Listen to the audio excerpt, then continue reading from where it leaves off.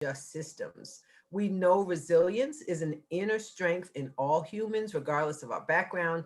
And we as people are wired for connection and healing, right? So that connection is so important. How might we create systems and institutions in rural communities that support people's healing from adversity by understanding the history, reshaping practices, and fostering deep-rooted connections? So that's why we're here. So just a reminder about that. And just some feedback from our first convening on March 17th. Things that were positive: the clear presentation of the material, breakout meetings with coaches, and the meeting environment and the energy. And things that we're tracking to improve is the balance between time as a group and time with your coaches, and the desire for more training on an explanation of the human-centered design. Okay, and that came out of the feedback that everyone lifted up. So just want to take just a couple of minutes to talk about historical trauma. And also, I say historical resilience because we all are resilient, right? It's individual. The level of resilience that we have already shown through difficult times, and I think our ability to become more resilient and to grow in our resilience. So when we think about historical trauma, it is has been experienced by everyone, right? So it targets communities, it's held individually, and it's transmitted, right? So it's passed down through the generations. So we talk about trauma, it's a wounding that has happened, right, to groups of people, shared by groups of people, right? So examples of that would be Africans who were enslaved, who were brought to America and enslaved. We think about the Native Americans who were, their land was stolen from them, and so many other things that were done as a people, right? So we think about groups of people. We think about, I think about now the immigrants that have come into our country and are being held, the children that are being held, right? That's a group, and there's a wounding that is happening to them, and not just to them, but to those who watch what is happening to them as well. And I also want to lift up white people. They are holding trauma as well. And it's a trauma, I've heard it said, it's a trauma of white supremacy. So historical trauma is very present, where groups of people have been oppressed, they have been marginalized. And so I want to say, why is that important, right? Why is that important for us that we understand historical trauma as well as historical resilience? Because we got to keep that in mind, that historical trauma is not the end of the story, because there's resilience that has been shown. There's resilience that has been shown by our communities. And that's some of what you all are going to tap into as you do this work, to look at not just the trauma, not just understand what the people and the communities have been through that have presented barriers for them from being more successful, but also look at the resilience that these communities have shown, that they're still here, right? They are still operating, and there is such opportunity to help them to be more successful and be more purposeful in the things that help communities to thrive. So one of the things, last thing I want to lift up is that, so historical trauma affects us on an individual level, it affects us on a community level. And so when the trauma is not addressed, then it limits the ability to heal, to restore, to build, and to work towards better outcomes. And those outcomes are wellness. Those outcomes are the ability to connect. Those outcomes can be the ability to learn. And again, just for people to thrive, for people to be able to be who they are and who they were created to be. So we're looking at doing a healing work in our community. That's why we need to understand the historical trauma. And when we come individually, we're coming collectively, right? We're coming collectively with our resilience, and we are also coming collectively with the historical trauma that we have experienced again, individually and as a part of a larger group. So we're going to respect our own journey as we learn more about this, and we will. I'll show you the schedule for it next. And we're going to ask that we all respect the journey of others as well. So want to lift up to you next the trainings that will be available, and they're going to be provided by Prime Collective. That's Melvin and Misha. So they're going to be presenting to us historical trauma, racism, and emotional emancipation.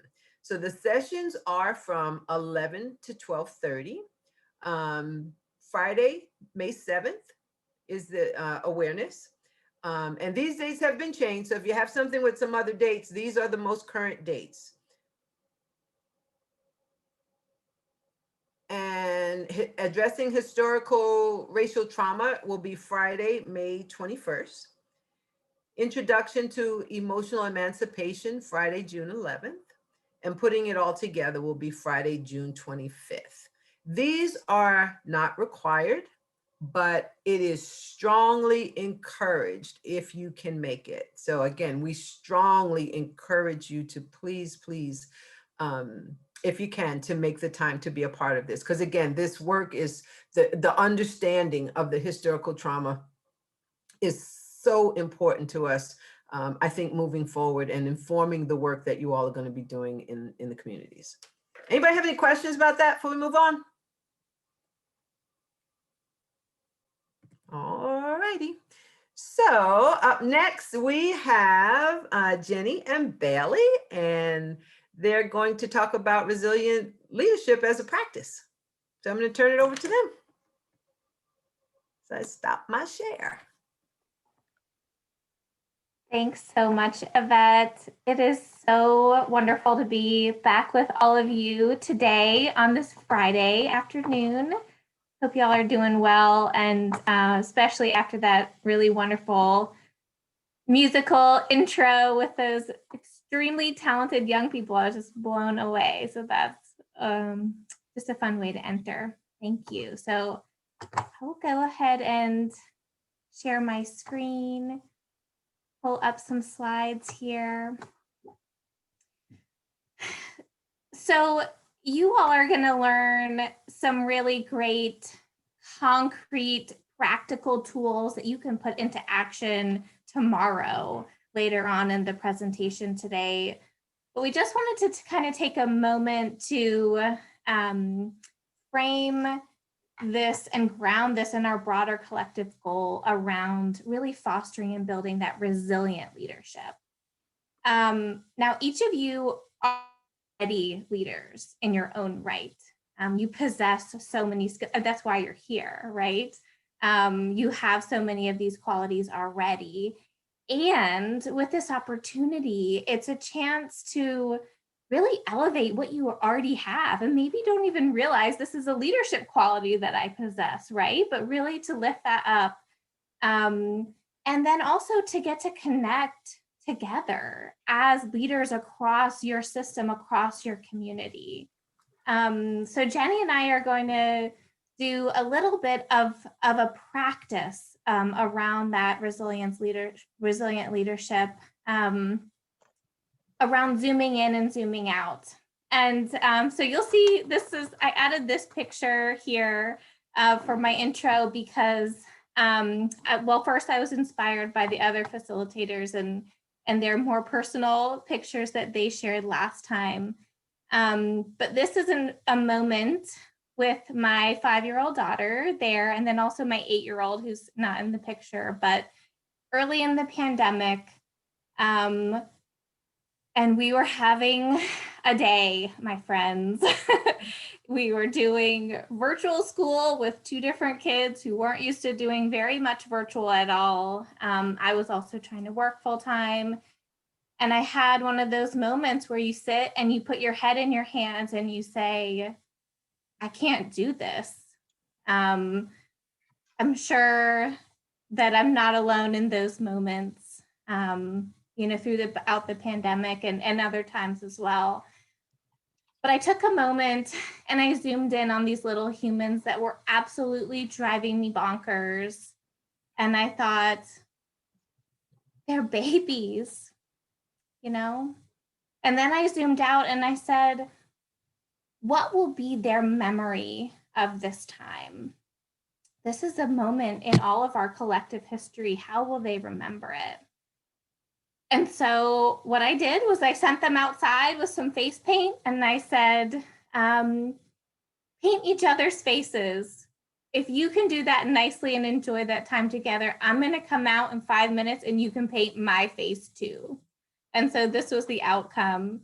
And we're able to change in just that moment of me having a moment to breathe, right? Taking care of myself, and then getting to have some time with them, being creative and silly side by side. It totally changed the trajectory of our day. So that's just a small moment where this skill of and practice of zooming in and zooming out was able to come to life and actually help transform an experience. So there are such important moments when we zoom in and we look closely at something that is, what are the unique characteristics of what's going on in this moment, of this person that's in front of us, of this challenge that we're having. But then in that leadership role, being able to zoom out and understand the larger picture, the broader context of what's going on around that person, that experience, that situation. And when we do, each of these pieces is an important part of the puzzle, right? And when we are able to keep those levels of understanding in balance with one another, that is when we're able to show up as resilient leaders who are able to learn and adapt and grow and heal together. So this process, you will see so many different opportunities where we zoom in and then step back to zoom out. So zooming out to really understand, what is this future memory, this amazing vision that we have for this work, for our organization, for our community. Then zooming in, what are the learning questions that we really need to understand to get there? Zooming out, how does this learning fit within the scope of our broader organization or our community? Then zooming in to say, well, what does the design look like for actually applying the learning that we've built? So many different opportunities along this journey. And we just invite you to recognize those moments and also notice, maybe I'm spending a little bit too much time zoomed in right now. Maybe I could benefit from a new perspective. And in those moments, take a step back, zoom out, and remember your broader vision. Or perhaps it's on the other hand where, you're zoomed out and you're getting maybe a little bit overwhelmed with all of the complexity, all of the different parts and pieces. Then you can take that moment to say, you know what, this might be my time. This might be the time when I zoom in. Where am I now? What is the opportunity that I see in this moment? How can we dig in? So that's what we hope to invite you to do and notice throughout this process. And again, we're calling it a practice because it's not something you just do once. It's something that you continue to apply and learn from and build as you go along in your journey as a resilient leader. So with that, I will pass it off to Jenny. Thank you so much, Bailey. I'm so excited to be presenting this session together. Just as you all are learning from each other, we're learning from you and finding new ways to kind of weave together some of these concepts. And I know last week we had an opportunity, or last session, which feels both like last week and a lifetime ago. We had an opportunity to do a free write on your future memory with this prompt of thinking very personally about what impact your work you want your work to have, and using kind of sensory language and description to really imagine and take yourself into that space.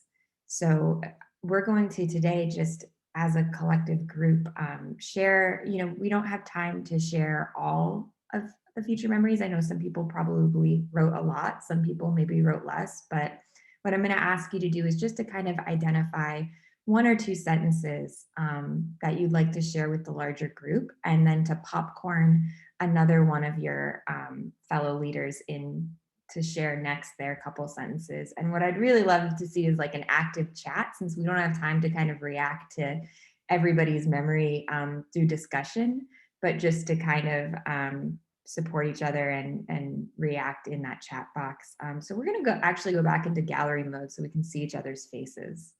And does anybody want to volunteer to start to share a piece of their free write?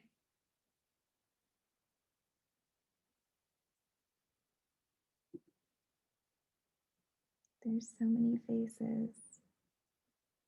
Yvette, do you want to just pick somebody at random?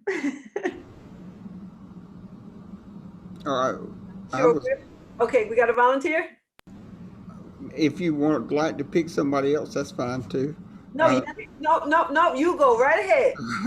I said I hear people laughing together and praising God for one another.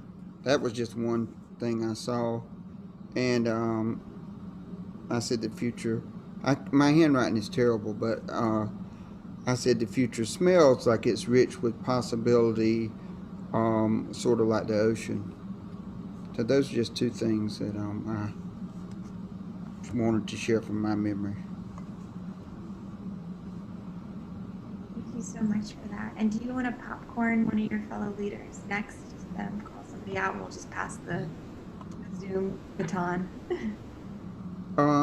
Let's see. I'm just gonna go with Miss Holmes. Might kill me, but I'm gonna go with Miss Holmes.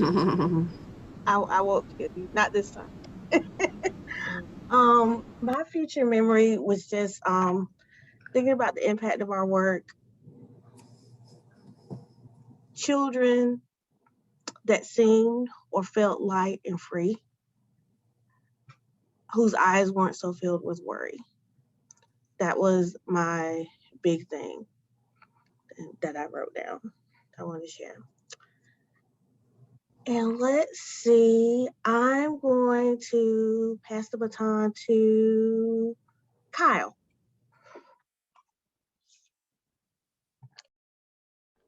That was me catching the baton. I'm not sure if y'all noticed that, right? I caught it midair. Okay. So I'm walking down the hall and hearing students laughing. I see adults engaging in relationships. I see people feeling safe and equipped and empowered. And so my perspective came from Next Generation Ministries, the Impact Academy with the school, and all the adults who both work and serving those spaces.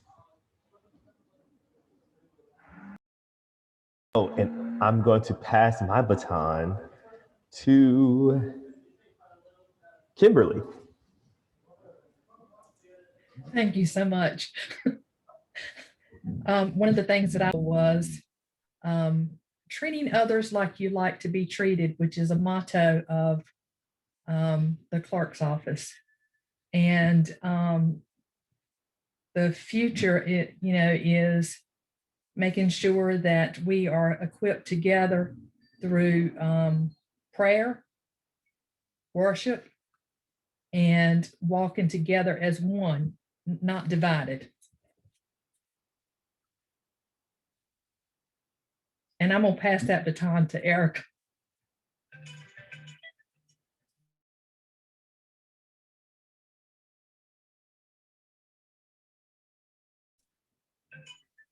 Okay. My future memory was on Sundays, churches not being the most segregated place, and where we can all worship together and not be so divided by race and denomination. That's good. And I will pass it to Miss Heidi. Hello. That students have effective social emotional learning skills so that they can be self-aware, they can have self-management skills, social awareness skills, relationship skills, and responsible decision making, and that they can do that within their classroom, their schools, and also with their homes and communities. And so I will pass it over to, let's see, Carol. Can I pass it to Carol? Carol White?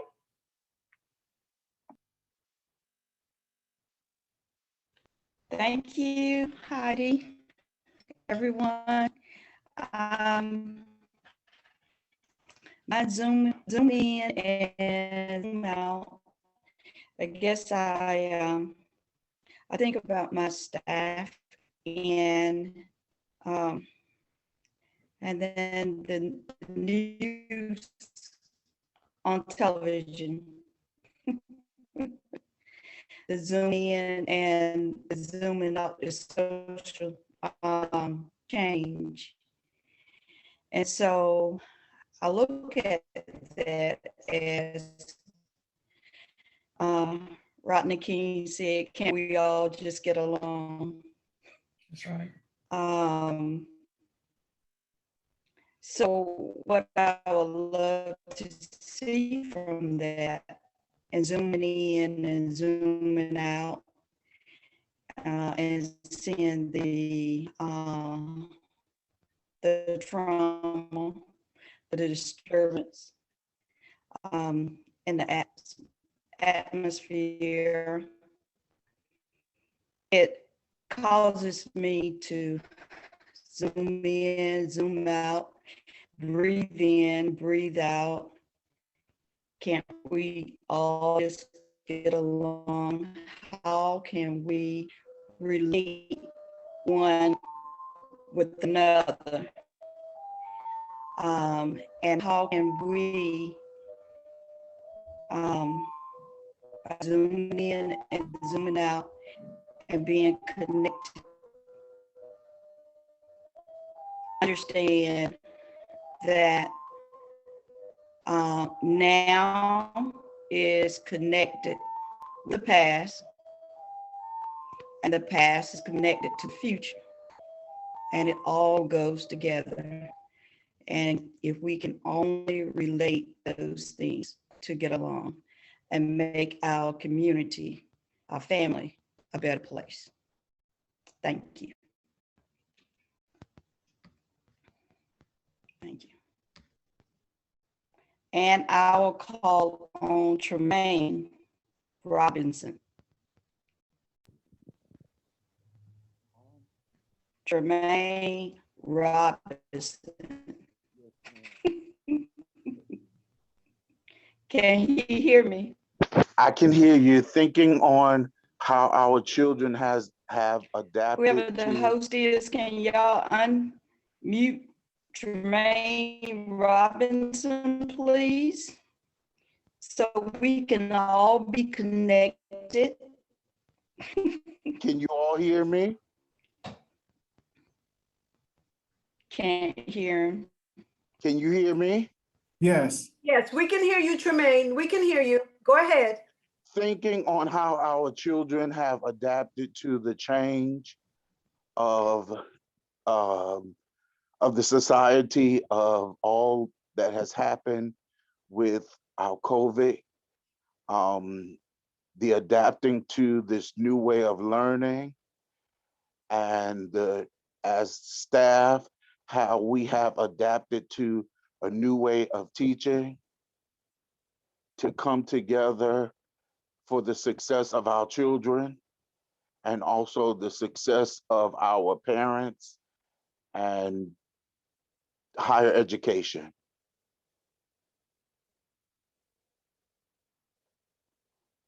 And I'd like to pass it off to Crystal Lancaster.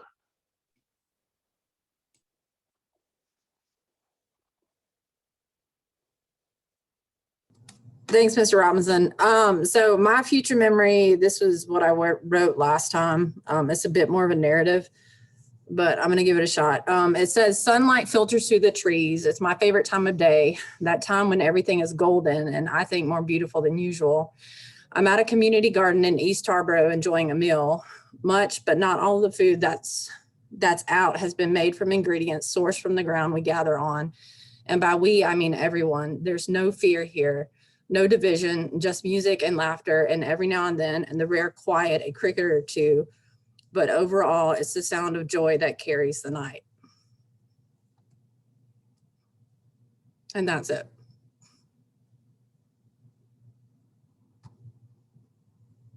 So, I think I'm going to pass it on to Melissa McCoy. I don't want to follow that. I was searching around for my paper that I wrote on and I can't find it, but I wrote something about, struggle and hardship is never going to go away. But when I look around in the future memory, I hope that I see more helpers. And there's so many helpers that no one has to hold their hand out very long. So I'll just leave it at that. And I will pass it to, let's see, who hasn't gone? Pooja? Can I pass it to you? Sure you can. I actually did not participate in that activity last week because I was on one of the facilitating teams, but I can pass it on to perhaps someone on the team. Can I pass it on to Corey? Yes. My future memory is that the work that I do will impact the lives of students where they feel empowered, and not only empowered, that it will impact the future generations that's attached to them.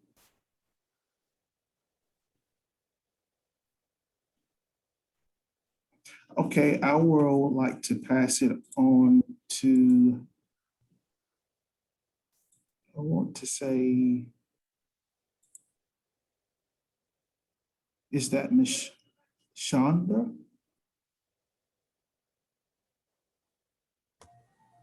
You say Chandra, is that me? Yes, ma'am. I'm not on one of the teams, so I didn't do the activity, but I'm going to share with you my future memory because I have one. And in my future memory, I see sunshine, I see beautiful faces, I see white, black, and brown bodies standing side by side, holding hands. I see women and men being respected equally, being equally safe. All races, all creeds, all religions being respected for what they bring, and us all working together and living life and respecting the earth and being happy and fruitful and successful and respectful of each other. Thank you. Was there anyone else who participated in the activity that didn't get a chance to share? I can go ahead. So I'm working with the courthouse and the greater group, and mine actually changed just based on one of our latest conversations as we were talking about like who's coming before the courtroom, before the judges, and understanding that there may be, if we did a mapping of the community, we may see like hotspots of, I'm assuming you probably all know that there are probably concentrated parts within your community that are probably showing up more in the courtroom than others. And so my future is that the hot spots become bright spots.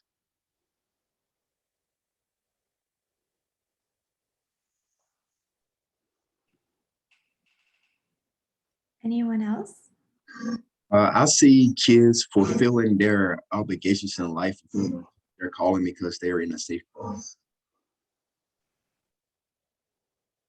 And mine is overhearing people in the community talk about where they should be sending their kids to preschool and actually being knowledgeable about the different things that different preschools have to offer and making recommendations, preferably to the Impact Academy and others as well, but about where the parents should be sending their child and the fact that they should be choosing to send them somewhere.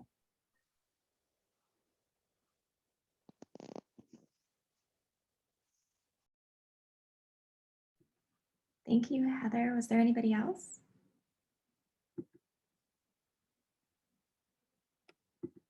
Wonderful. Well, I want to thank you all again for sharing. I think there's just such a beautiful tapestry of vision in this Zoom room, and just want to take a moment to kind of give snaps and claps for that while Bailey cues up our next slides. But thank you for sharing so openly and beautifully your visions for the future.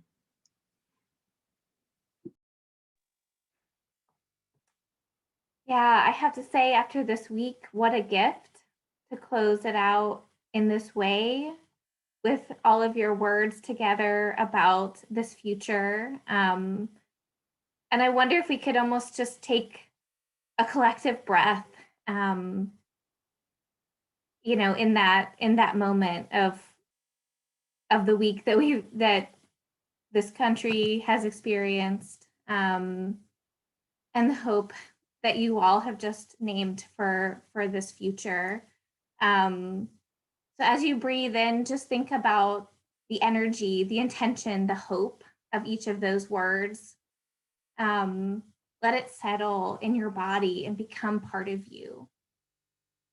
And as you walk forward from this meeting, hold that energy and intention with you in every step and every breath that you take as you go forward, because you are bringing that vision forward. Thank you for that.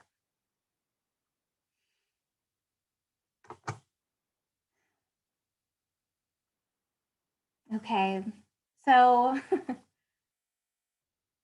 it is so great to oh, and slides are going crazy, sorry. So it's great to have these visions and set our intentions, right? But we also know the reality of systems and this world that we live in. They are hard to change. It can feel really overwhelming to consider everything at once, all of the barriers that we're facing, all of the barriers that our community is facing, that our nation faces. Sometimes it's really hard to agree on the most important challenge, let alone the best solution to that challenge, right? There's so many different perspectives and values and opinions, right? So it's easy for us as individuals to fall into that trap of, if I just worked hard enough, if I just did more, then it would change. But in actuality, the result is it just ends up feeling really lonely and isolating. On the other hand, we also know about systems and these complex challenges that it is possible to learn about them, to question them, to understand them. We also know that the ideas, experience, and wisdom that is needed to change these systems is present in each of you and in the other people around you, in your community and in communities like this around the country and around the world. And when we build from those existing bright spots that we have and that energy and the resource that is here already, we can go farther together and faster. And above all else, there is so much power in connection. In our experience, mapping systems, different types of systems across the country, across the world, the one thing that we see about systems of power is that they are designed to keep people separate. So that act of connection is a revolutionary act. It's a transformative act. So hold space for it in this moment is the fact that both of these realities of systems can be equally true. the challenge, and the opportunity. But we know that when we can elevate and come together around these opportunity areas and these connection points, the challenges can feel that much smaller and that much more manageable. And we can achieve the transformation that we're seeking. So we are going to revisit these memories later, and you should have received a postage envelope addressed to ROI to send your memory off. I know some people might want to revisit theirs and rewrite or add some more. So if by the end of this month, you could send that envelope off, I promise you, we're going to revisit this collection of future memories later on in the journey. And then moving to our next slide. All right, so shifting gears a little bit, we're going to do a little hands-on connection activity, and you're going to be put in a breakout group with one other person in a moment. And what I want you to do is have some pen and paper ready, and get ready to get to know and draw your partner. We're going to take about 5 minutes to do this, just to have a casual introductory conversation with whoever your partner is, and incorporating, in that drawing. And I know we all come with different comfort levels at drawing, and we'll talk about that in a minute. But just enjoy the conversation and make whatever sketch drawing is to you just a portrait of that person. So we're going to go into those breakout rooms right now for about 5 minutes. You ready to go? Should I hit send? Okay, doing it.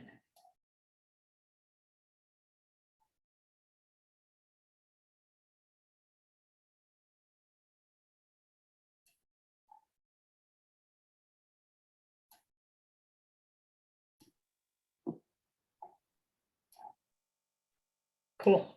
That's right. Yes. Vici, if you want to get your paper out, I can tell you about myself and you can draw. Really putting me on the spot here. I have Zoom responsible. That was awesome. Wow. No. Oh, Erica. Oh my goodness. Heather, my gosh, what is going on? Wow, Heather. Heather, I didn't know you were an artist and we work together. What is this? I am not Oh an my gosh, artist. Chuck, No. I love the quote. No. What is going on? Y'all stuff looks amazing. I'm going to mute myself now because I'm super excited. Okay, by show of hands, how many people were really comfortable drawing their partner? Exactly. So last time we talked about some of these practices that we're reclaiming from our childhood. One of them was suspension of disbelief. And this one is really just about creative confidence. When we are kids and we're doing art assignments, when we're young, we just want to draw. It doesn't matter if it's a stick figure. It doesn't have to look like something specific. And so I just wanted to kind of hold that up in this exercise, that this discomfort is actually a great thing because it's getting us into that creative space. Now, who wants to kind of share out, and just feel free to come off mic, something you learned or felt during this experience with your partner? It could be something you learned about the person you were talking to, or something that you just felt having to draw them.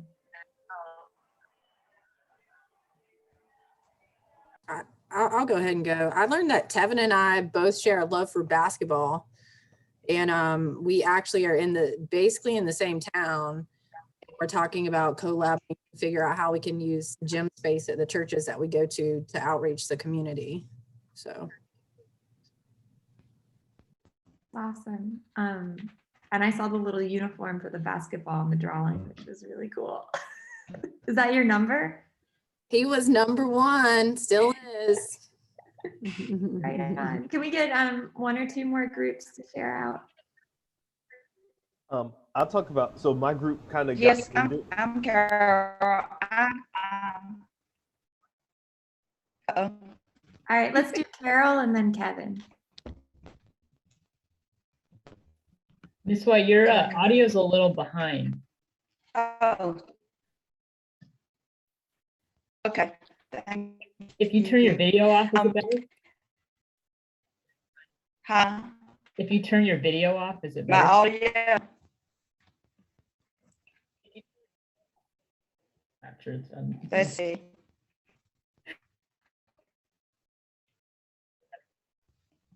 I'm not sure.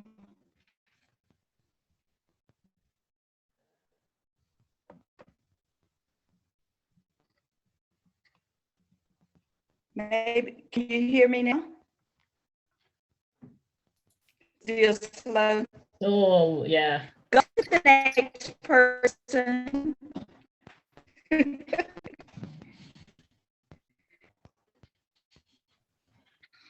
I think I heard her say go on to the next person. All right. So Maybe, yeah, just okay. to the next. Oh, okay, that was much better. I'm not sure what you're doing, but you're working towards some success in that space. All right. So with our group, we had a mix of people. First it was me and Kim, and then we got disconnected. And so then I was able to connect into a room. Excuse me, me and Steven, and then we were all in there together. And so one thing that I think I have learned is that because I'm not an artist, I did a lot of symbolism. And so when I was trying to draw in symbolism, you know, with Kim, I have like the heart and flowers and the sunshine because she seems like a ball of energy and sunshine and the foundations of passion and stuff. But then I also noticed that when I was doing Stevens, I started off with the heart as well. And it's because both of them and I saw we are all connected in this heart work for people. And so even when transitioning from technology, which is why he has the Wi-Fi signal, from technology to working with students with special needs, and with her from transitioning and working with the clerk of courts into, you know, serving and working at the church, there was this function that was partnered with the heart that equipped all people to still pursue the things that they had passion for, and it was all pulled out of them by the people around them. And so also knows, like, no matter where we were, even though we're like we are members of 3 different churches, we have 3 different functions in terms of like social work and things like that, we're all still drawn to making sure that people are equipped and loved. And we even have the same motivation for doing so, even though we've never met before. It's amazing. Miss White, we'll see if your audio is back on.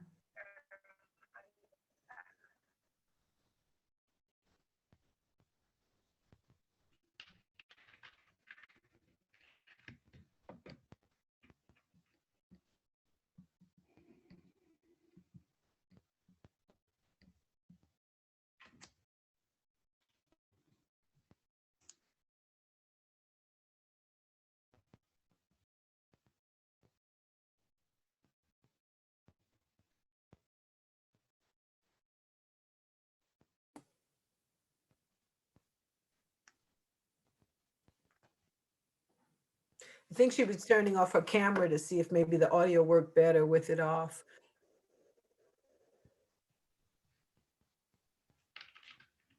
Sister Carol, we can't hear you. Are you trying to talk? No, I'm here though. Can you hear me better now? That's better. I got my video now. Okay, that's a lot better. Is that better? Yes, ma'am. Okay. Okay. So what I learned about life is just what's happening now. What I've learned, life is never perfect. And so as talking with Mr. Maine Robinson, it was amazing. I saw with him the connection between the schoolhouse and the courthouse, his life, and how the alternative school helps work with people that have behavior situations. So they may go to school and then end up at the house. So that is something that I've learned about Jermaine through trauma. We triumph, and the triggers help us to be able to relate and be victorious and know that we're not alone, to network together. Wonderful. Well, thank you all again for just being willing to get back into your drawing mode. And we're going to pull up the slides and kind of just unpack this a little bit and how we might use. That's it. Thank you. Oh, thank you. So again, making that distinction between what we might consider in different spheres artistic ability, which as we know has changed throughout time. You know, Da Vinci and Picasso had very different ideas about what artistic ability was, versus creative confidence. And that creative confidence is the thing that I think bringing into your work that you're doing with your community is going to be so powerful for you, expanding and nurturing those future visions. There's something that happened when we were doing this kind of deep listening and drawing, that you were building trust. So you were trusting your partner to draw you. You were being vulnerable together, both with what you were sharing, but also with, you know, what you might have had kind of trepidation about actually drawing another person and representing them. It's a very heavy thing. So I think to be vulnerable together in our work, to build trust in relationships is very important. And, you know, I think again, like going back to that nurturing of that creative confidence, it's really being back into that beginner's mindset. So not putting expectations at yourself at any age that you need to do something to a certain standard of ability. The ability to collaborate, you were making this portrait in collaboration with your partner. So learning about them informed, you know, Pooja had plants in the background and loved working with plants. So Paul made sure to put those in her portraits, and like really learning through collaboration. The ability to empower somebody, to give them permission to make a portrait of you. The ability to feel rejected. Maybe somebody doesn't like your portrait, that happens too. And then the ability to ask questions, and we're going to talk about questions in a lot more detail later on in the session. And then that ability to work in ambiguous and perhaps unexpected situations, which I know you all have just by the very nature of the work that you do. And so we're going to dive into kind of some of the learning questions on the homework and maybe talk about how to collect data from your users and stakeholders later today. But I just wanted to offer up that these creative methodologies can be a way that you can also engage with your community and understand different stakeholders in your project better. And if there is interest in doing a micro workshop on just one of these, you know, I've written down some of the different creative methodologies that I've worked with organizations in the past. One is oral histories. The other is working with response walls in public space, utilizing community archives, and then also using photo, voice, or visual prompts for conversation. So these are all kind of tools in this specific toolbox that if you want to dig deeper into one or more of them later on in our time together, just to let us know, and we'll make that happen. I'm going to pass it off to Bailey, but thank you all again for just your willingness to do this together. I love so much that Jenny is in this group, because there's so much creativity that goes into leadership, right? And I think it really builds on that value of different ways of knowing, and how the ways that you know your community are so powerful and so essential to your ability to be a great leader. And so just, you know, again, to bring back to the zooming in and zooming out idea and leadership practice that you all have already clearly, you know, are so comfortable with and have already been doing in your own lives. I can tell. Just, you know, so going back to, these are some of the questions from just one team that from your homework, you know. And so when we see from these questions, you know, you're asking, what is it that my own project needs to learn, right? To be able to show up as a learning, resilient organization, really there to serve and heal the community. So this is how one organization is able to build and strengthen their own skills as from their own part in the community. But then we can zoom out and say, well, what are we learning together? So this is that one group's questions, but these are each of the other 4 groups' questions. So there is so much learning happening across each of these projects. So we zoom out and we can see all of this collective learning that's happening across all the projects. But then as a cohort, there is this new opportunity to connect across these different ways of learning and this different knowledge that's being built. And that is when systems transformation comes into play, and the real magic can happen. So you're able to bring in new perspectives in each of these different areas by being together in this journey. So zooming in to see what each of you needs from your own point and perspective in the system, then zooming out to connect and see, well, how is someone from the courthouse experiencing this? How is someone in the church or a school setting? Those are such amazing, essential perspectives to understand to really be able to get towards that system transformation, that real resilient leadership opportunity. You have that chance now by being together in this space with each other. So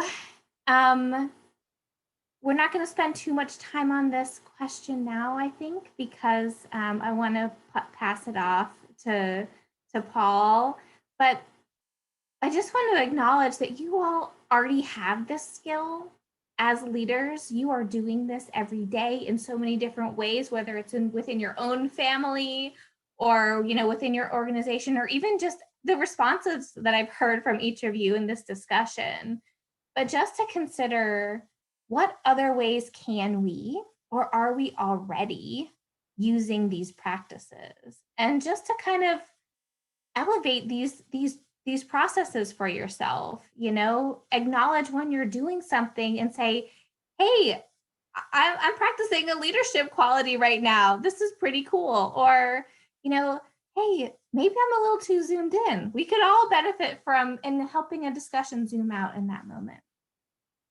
So I'll just leave you with that bit of a send off there. And Jenny, please feel free to add as well. Before we send it off to Paul. Yeah, I just, again, want to thank you all and echo, that these are practices. They're practices that you're already doing, but when you're aware you're doing them and bringing intentionality around them, they're things that you can practice and pull up at a moment's notice with ease. So just encouraging you all to continue to practice. And we'll turn it off to Paul. And thanks, Bailey. It's really fun doing this session with you. Yeah, thanks, Jenny and Bailey. We appreciate you so much. Awesome job. And up next, we have Paul, who's going to take us through the learning process. Awesome. Yeah, no, echoing Bailey and Jenny, awesome. Awesome job with the zooming in and zooming out. And I love seeing so many learning questions. So what we're going to talk about next is, okay, how do you actually go about doing that learning? So let me share my screen.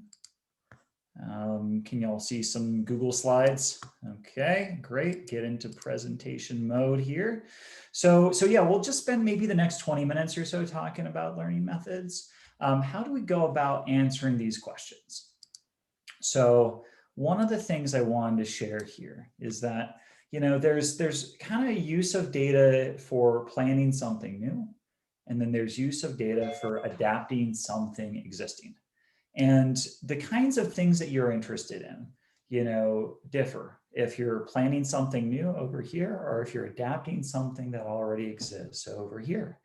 So if we're planning something new, we're trying to understand, like, what's the nature of the problem? What's the context? How does culture play into our context? What other things are affecting folks that we're working with? And what potential solutions exist? And if we're thinking about adapting something that's already existing, we're kind of curious, okay, is it being implemented like we hope it was? What are the consequences? What are the results of that work? And what impact does that have in our community? So I think you can probably see from those learning questions, that Bailey shared, that a lot of the questions here kind of sit on this side. We're learning more about the challenges that individuals in our community are facing and the context, what else is going on in their life that's influencing, even to some of their attitudes and perceptions around, say, discipline. How is culture impacting how they interact with systems? So we're over here on this side, at this point in the process. Later on in this cohort, in this learning experience, we might get over to this side a bit, but just so that I think this was really helpful for me to understand kind of how our use of data and our learning methods change, from when we go planning something new to adapting something that already is going on. So you're going to hear me use this term evaluation, and I just want to make sure nobody's scared or worried about it. It essentially means this, and our friends up in Canada actually have a really good succinct definition that I like. They say evaluation is the systematic assessment of the design, implementation, or results of an initiative for the purpose of learning or decision making. So there's a couple of things I kind of like about this.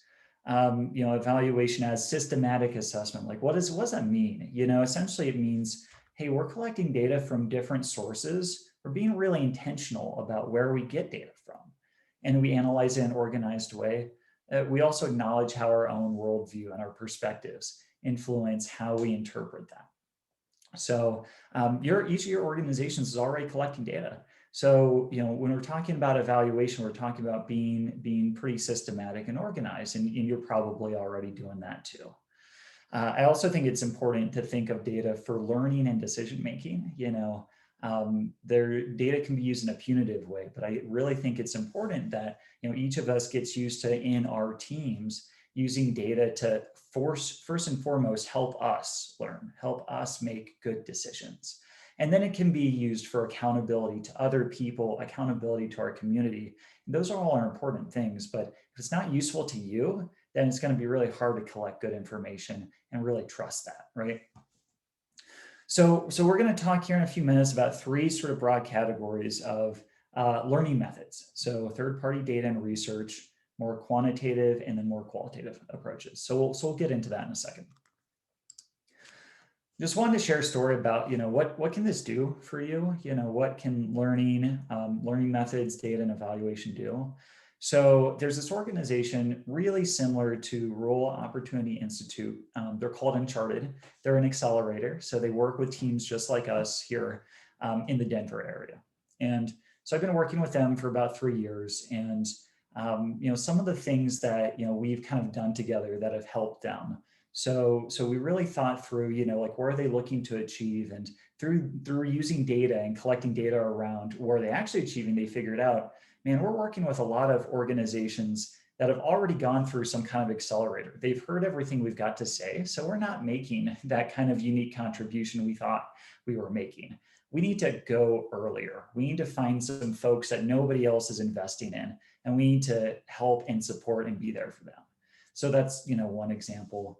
They've got mentors and coaches, just like we have coaches here, and they actually collect ratings on those folks. So over time, they've been able to learn, there's a few really rock star coaches that help all the organizations, and they really feel a sense of connection. So let's make, more introductions to those folks because they're really adding a lot of value. So those are a couple examples, kind of very similar organization to what the Rural Opportunity Institute is doing here. And I think in general, data and evaluation, can help you with better decision making. It can help your team be aligned and connect with your purpose. If you're leading a team or if you're leading a project, it can help you feel more confidence in the decisions you're making. And it can help you really kind of communicate to those funders and those other partners, hey, we're trustworthy. And you know if you're investing in us, that we're going to make a real difference. So that's why I believe in all this stuff, and I'm super excited to be talking with y'all. So I wanted to just share, kind of frame this as a few lessons I wish I knew earlier about learning methods. And so we'll kind of talk through each one. We'll pause for questions in a couple points, but I think it's important for everybody to remember you're probably doing some of these things. So kind of try and connect this back, connect each of these back to maybe something your organization has already done. Okay, so first, have a hypothesis, and let yourself be proven wrong.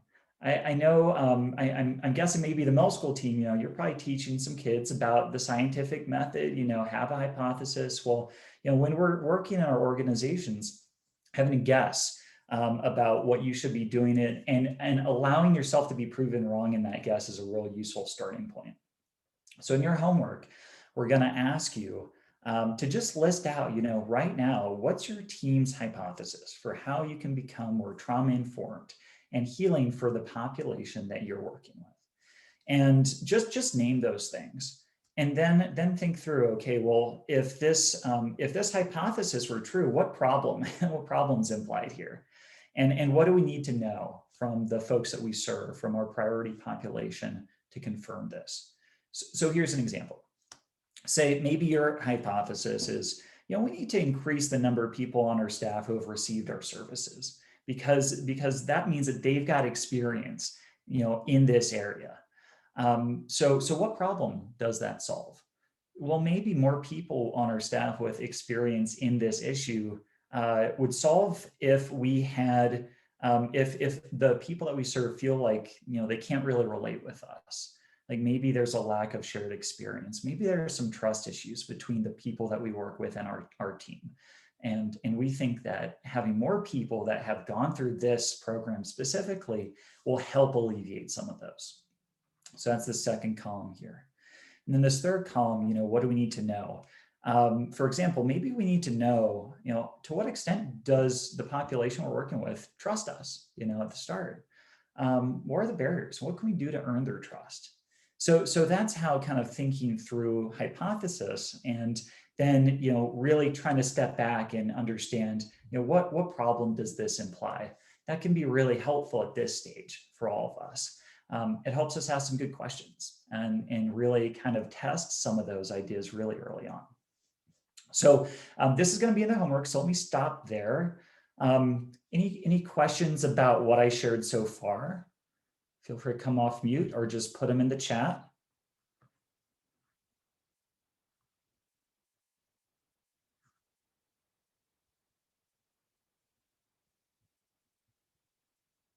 Okay, awesome.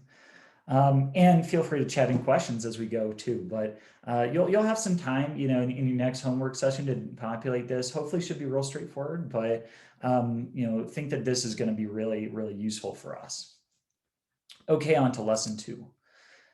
No data is objective. Sorry to tell you, but I think there's this,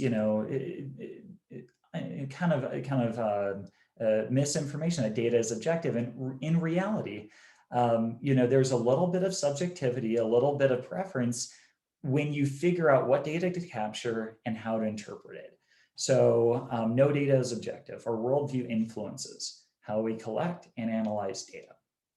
So here's a quick example. I was doing some interviews with an organization that does some support for essentially, sends educators out to support families with young children and help them really, learn good parenting practices and all of that. And so we're talking about what's difficult about that role and helping families really learn some of those parenting practices. And we got this really great interview response. And so, some of the things I highlight here, when you're analyzing like qualitative data, you're looking for themes, you're looking for, what we call codes. And so some of the ones in pink, this person said, there's a lot of computer work, there's a lot of data entry, there's these other requirements. So there's a couple of ways that we could interpret that, right? Like we could maybe see that one is implying, there's a lot of administrative burden here. Or we could see it as suggesting, well, maybe this individual doesn't have super strong computer skills. So that's making, maybe what's a normal job really tough. And then here at the bottom, there's some of these things highlighted in yellow, for me with families, some of the things that are tough, there's just a range of different challenges. especially when you don't have that much experience. So how do we interpret that? That could mean, oh man, we're really working with families that have a wide variety of issues. Or it could mean maybe there's not enough training to deal with kind of the diverse challenges that the families have that we're facing. Or it could mean maybe this person just doesn't have sort of lived experience similar enough to the families that she's serving to relate. So there's choices, and figuring out like, what do we highlight and how do we interpret that? And so how do we overcome that? That's a struggle, but getting other people involved besides one perspective in the analysis process really helps us balance out, maybe what my worldview is complements somebody else's worldview. And between the two of us, we come together and we can have a more accurate understanding of what's actually going on in our community. Okay, so lesson 3, 3 of 8, we're getting there. When you can consider what would have happened otherwise. So I'm just going to share a simple chart here. Let's imagine, we're working to reduce family stress, and we've got a program, and we're engaging folks over a few months, and we're collecting data each month. So maybe we see, oh yeah, family stress among the folks we're serving, it's kind of staying about the same. It's hovering right here about 50 over the course of a few months.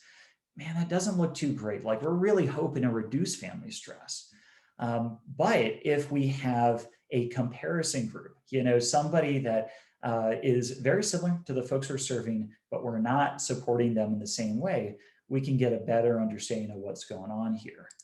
So maybe we have that comparison group and we see for very similar families, their stress is ratcheting up.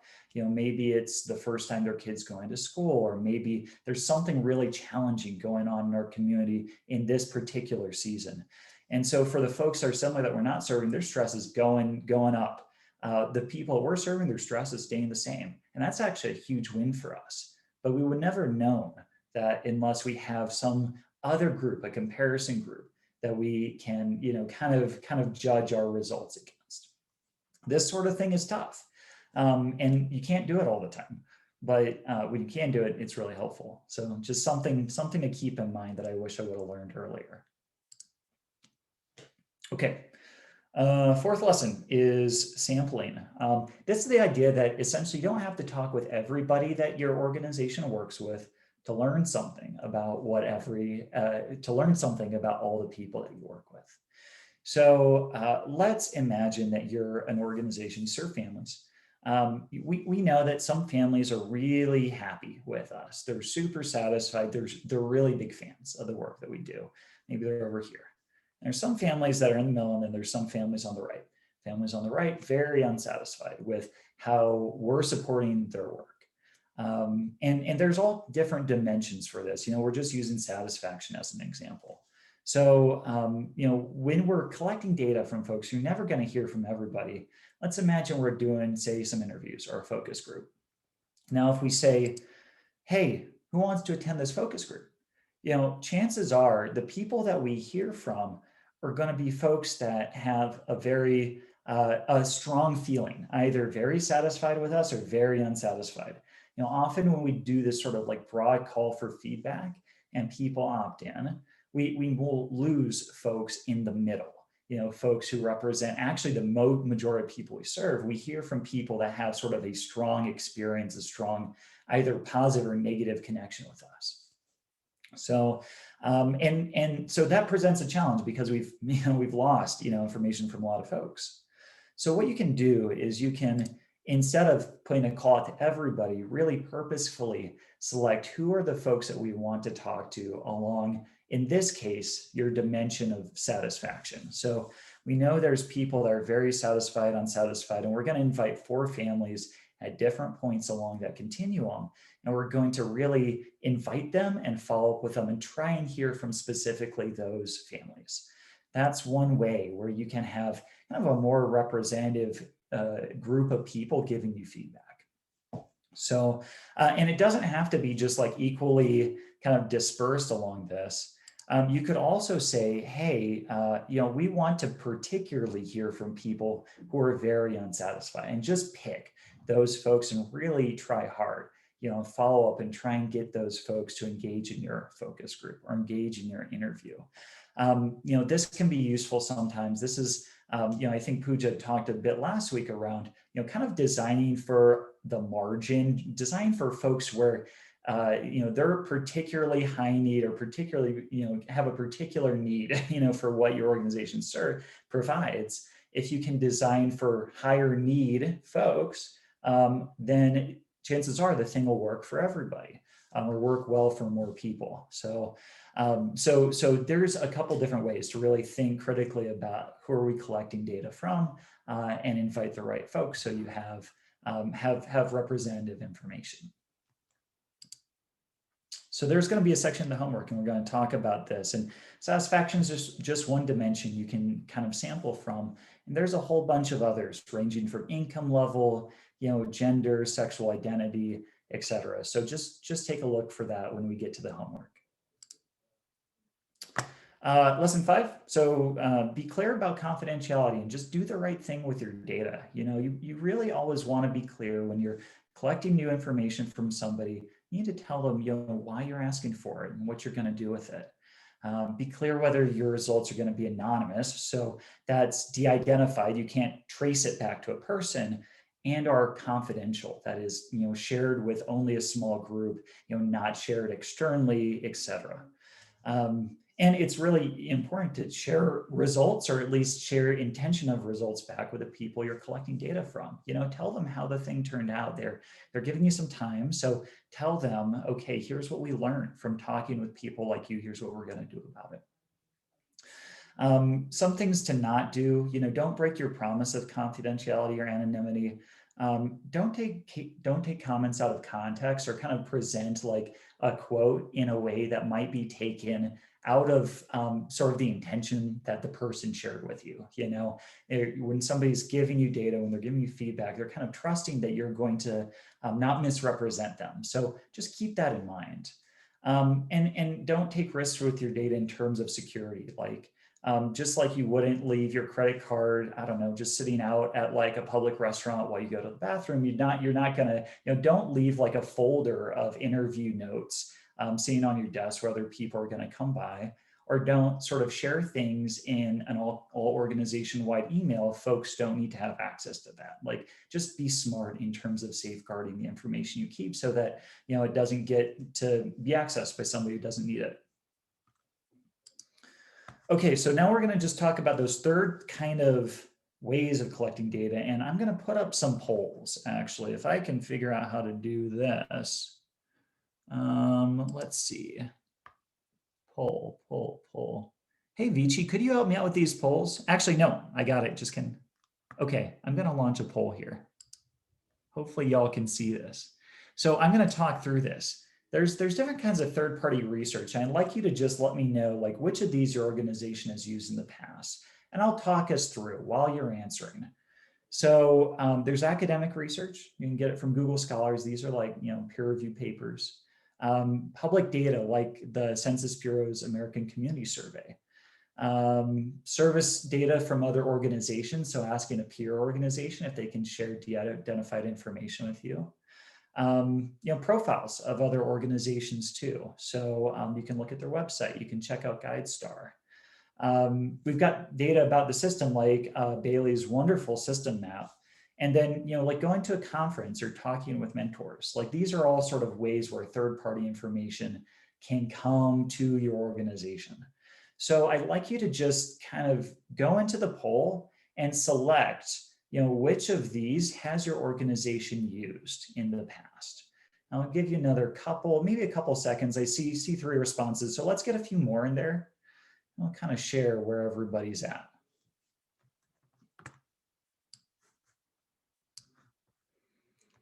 As I see this coming in, I'm seeing a lot of attending conferences. I'm seeing a lot of talking with mentors. That's awesome. Some academic research coming in there too. Okay. One more minute. If you missed this poll, that's okay.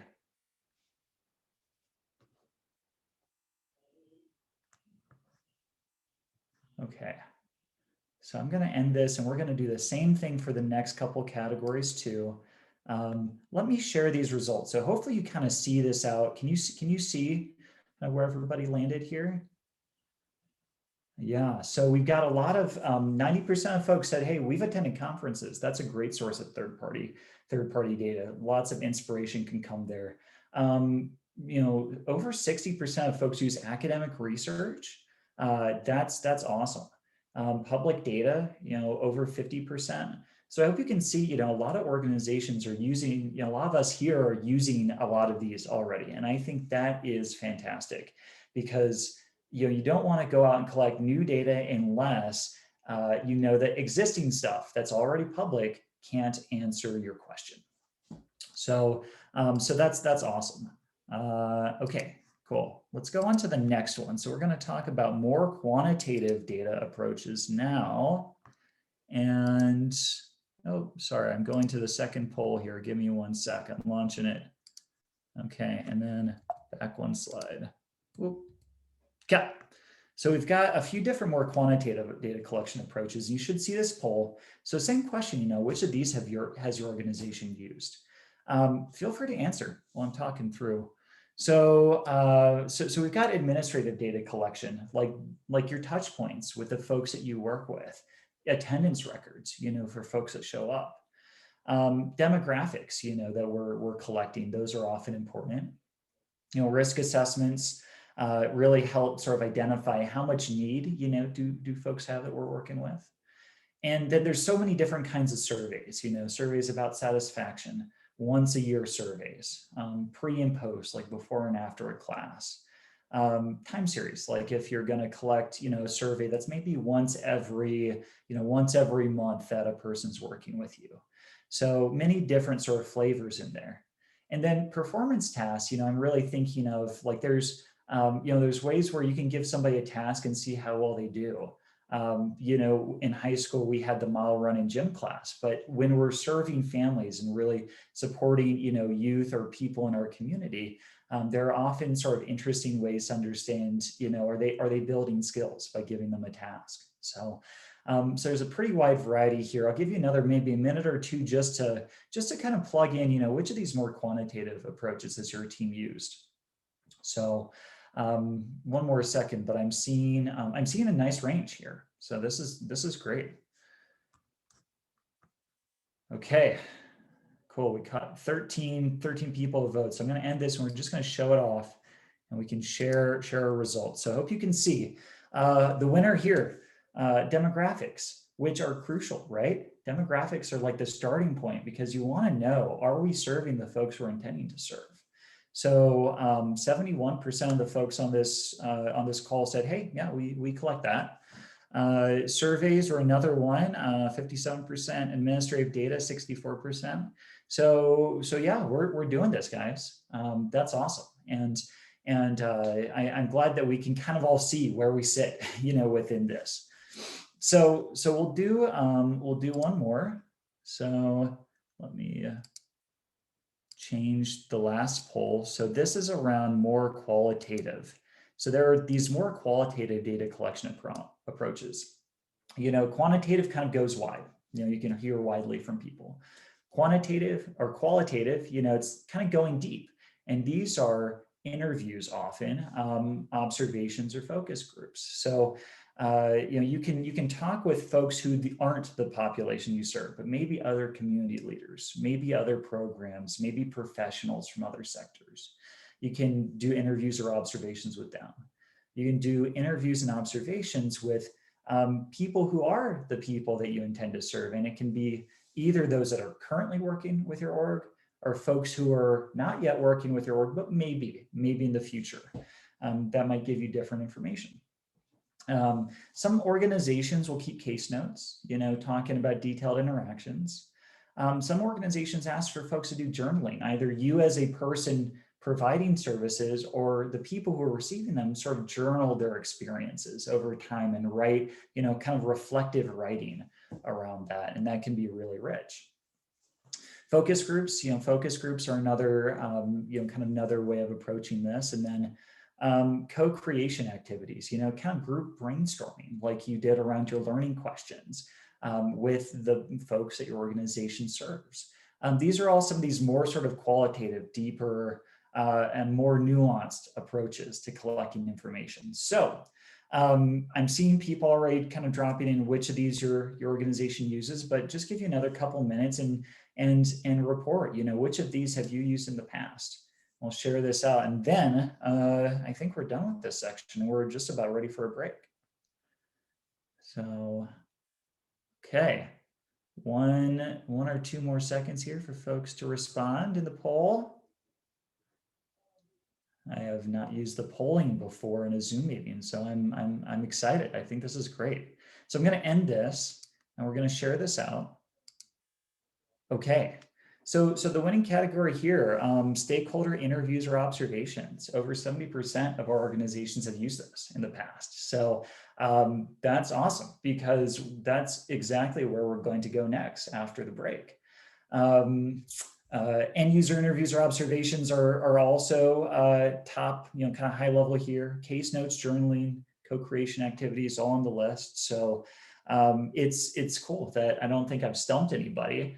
You're already familiar with all of this, so you kind of don't even need me here. So I'll just stop sharing this and wrap up by saying, I think that we're doing this stuff, guys. But I wanted to give a whirlwind tour of data collection methods and ideas for sort of learning approaches so that we're all on the same page. So Pooja, after a break, is going to be kind of going in depth on end user interviews and how do we set those up? What are some best practices for that? So we're going to be applying this, especially this qualitative slide, in the next few weeks, like almost immediately. I'm also here, for any other questions. So happy to have a one-off conversation or a chat. But with that, were there, I guess, anybody else mentioned, are there any questions I missed in the chat that folks have? Otherwise, I think we're ready to go to break.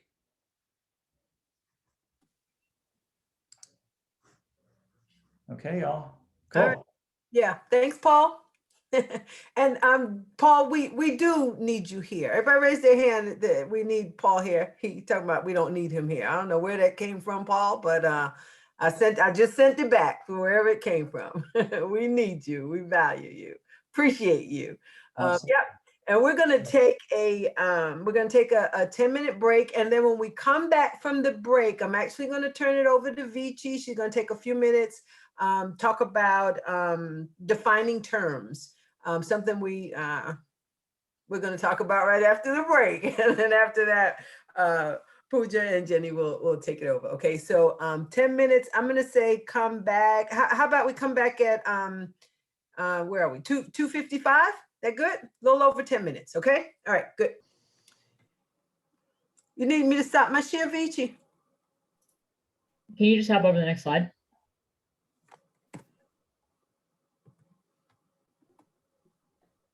Cool. Sweet. So yeah, this is not a huge thing.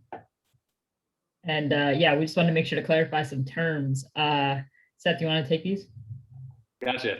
Yeah, there's a lot of different words that get thrown around that all mean the same thing. And so for the purposes of Resilient Leaders Initiative, we wanted to define the term priority population and the term pilot. And so the priority population, if you see that in your homework or if your coaches share it or the facilitators share it, just means who do you serve? Someone specific. So is it the students? Is it the parents? Is it a specific type of community member?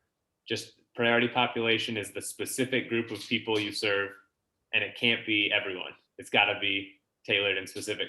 And then pilot is just the name of a test or a program that you do with that priority population.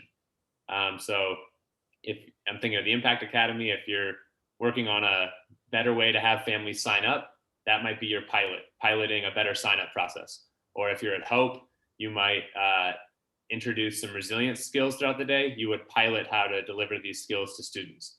So just wanted to clarify those two terms, and you'll be hearing a lot more about them throughout the program. And then Yvette, I'll throw it back to you. All right, great. Thanks, Seth. So want to invite you to just get comfortable for a minute. We're just going to take a few minutes to ground a little bit. I'm going to go back.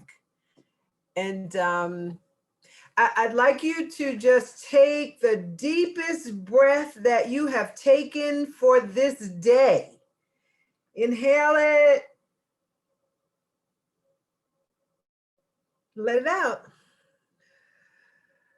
Yes, I saw Pooja. Pooja was like, I needed that. Yeah, me too. Me too. I'm with it.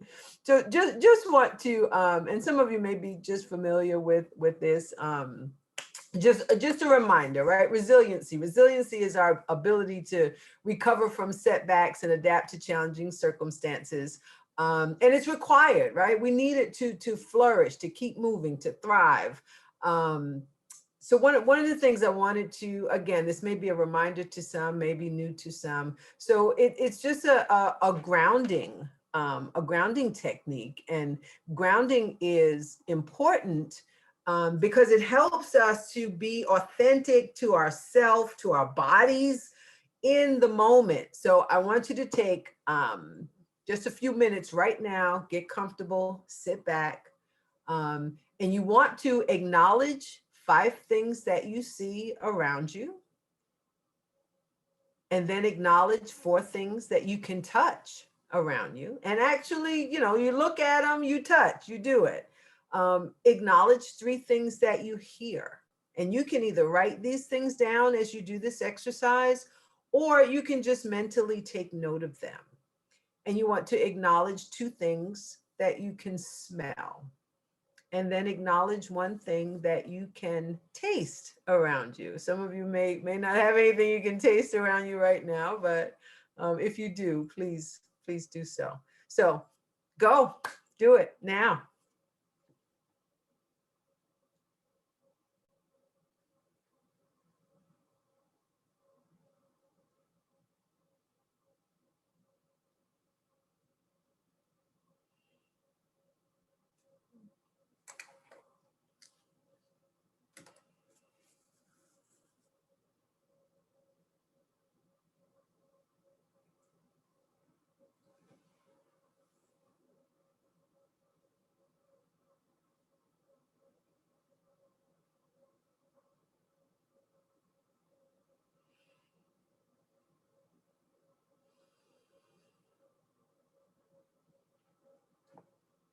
So I'm going to bring you back now, bring us back now. And again, the purpose of this is to get you back into the moment, right? So you might be, right, lid is flipped, amped up, shut down.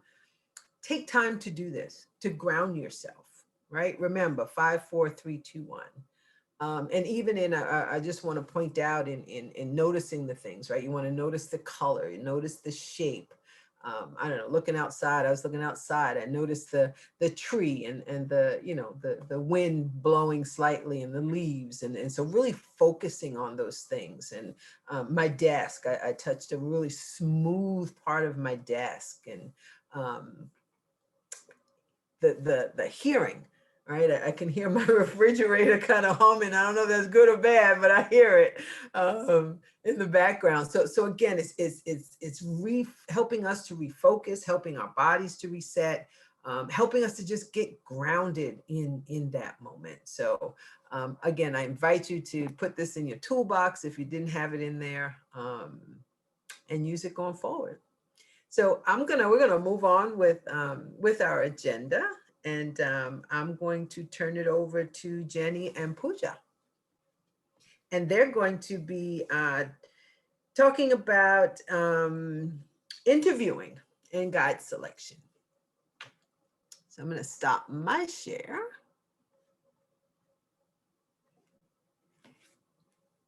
Just realized I was still on mute. Amazing. Hi, everyone. It's great to be with you here all again.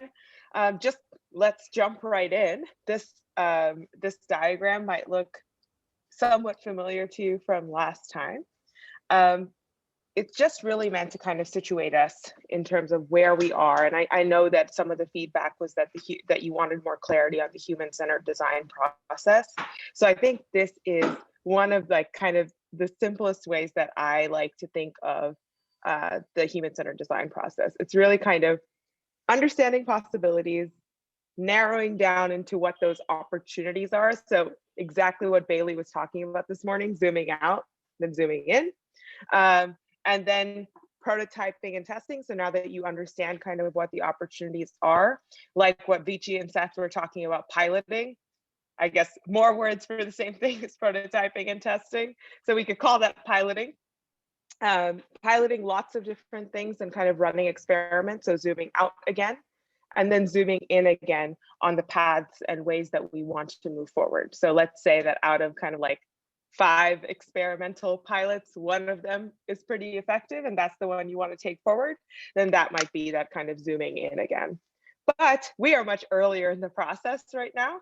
And I know that some of you do have kind of like projects already in mind, but we're thinking about researching those possibilities. So really zooming out and understanding.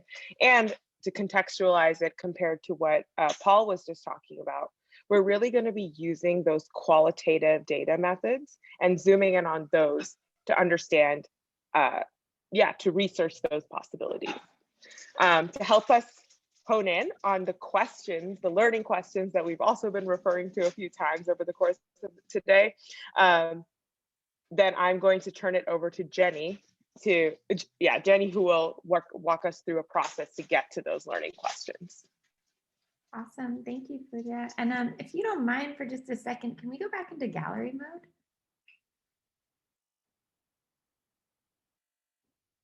Great, and so I want you all again, and I apologize for making you do this twice, to get your drawing supplies out from earlier. We're not going to go into breakout groups, but we are going to just do a very quick drawing exercise to get us thinking about problem framing. And so what I'm going to ask everyone to do here is just to take about 1 minute to just draw me something that holds flowers.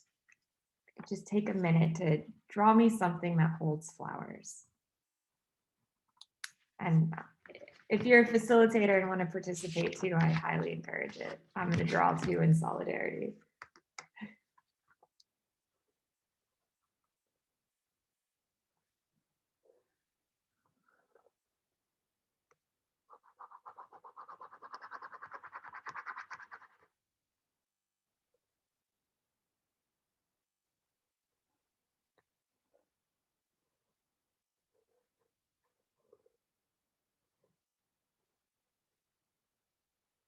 All right, we're going to take about 30 more seconds.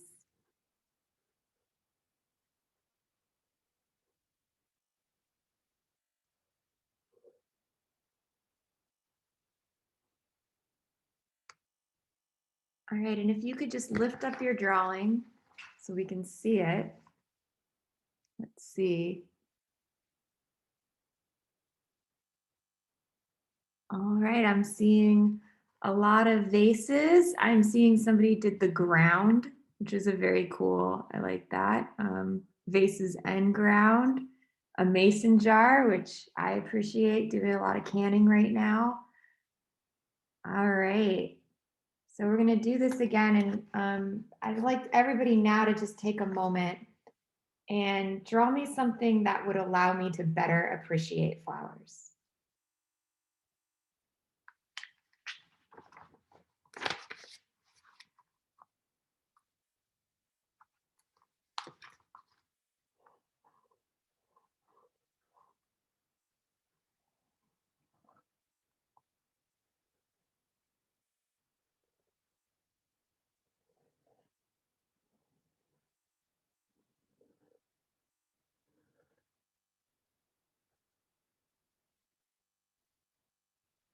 Okay, we're going to take about 30 more seconds.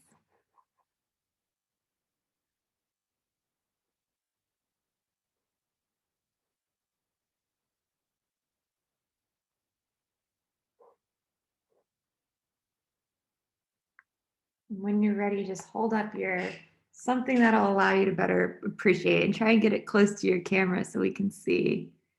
All right, I got a magnifying glass. I have a camera, eyes, glasses, the sun, a cup of coffee.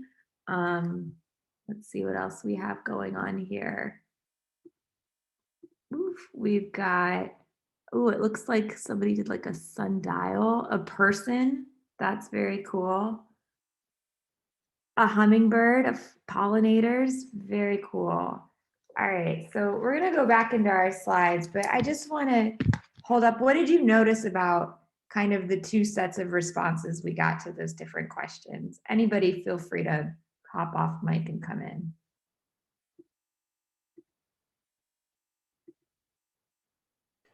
I thought it was interesting that some of the drawings had the same thing included in them, and so you could be appreciative of them, but then also just kind of hold them near, hold them up in the same capacities. Definitely, I thought that was really interesting too. So one of the things I saw is in the first set of responses when we talked about something that holds flowers, I would say about 80 to 90% of people drew a vase or a jar or some sort of container.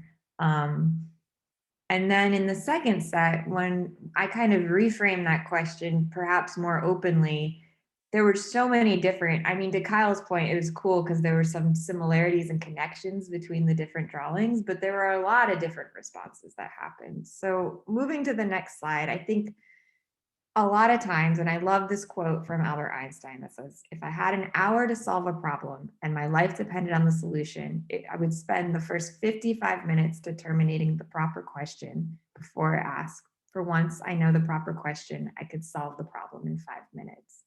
And I think so often we're taught to focus on solving the problem, that we don't spend a lot of time framing the question. And another way I think about this is somebody said to me once, great landing, wrong airport, which I love. It's just kind of a way to articulate that. So some handy tips for, and Pooja's going to go into this much more with your learning questions, but I just wanted to use this exercise and talk about a few tips where you can, again, nurture that creativity in your process to elicit more ideas, responses, and innovation in your work. And part of that is focusing on what you want to create rather than the problem you're getting rid of. So that's, an outcome versus an output. So creating, a great example of this for me is me and my partner had an argument about the dishes last night.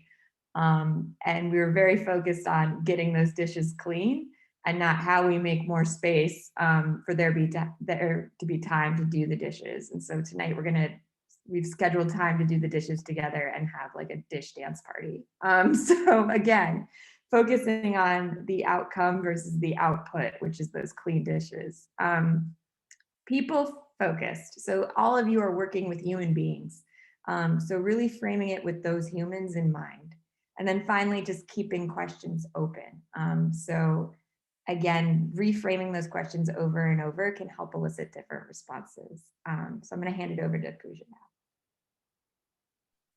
Awesome.